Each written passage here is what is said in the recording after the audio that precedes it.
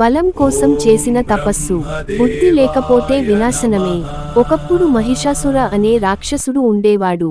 అతడు ఘోర తపస్సు చేసి బ్రహ్మదేవుని వరం పొందాడు.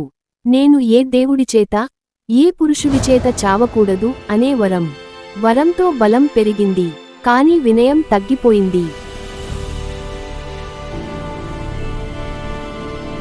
ధర్మం కదిలినప్పుడు దైవశక్తి మేల్కొంటుంది.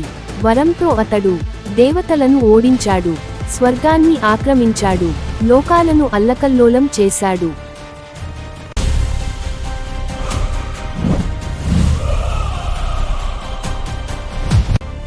అనేక శక్తులు ఒక్క వెలుగుగా మారాయి. అధర్మానికి ఎదురుగా స్త్రీ శక్తి నిలబడింది.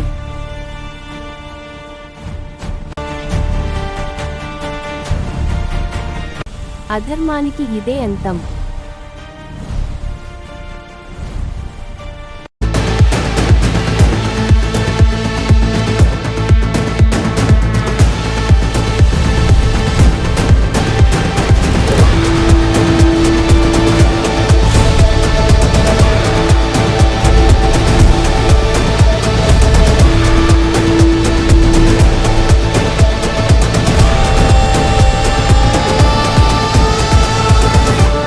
జయ జయ దుర్గమ్మ.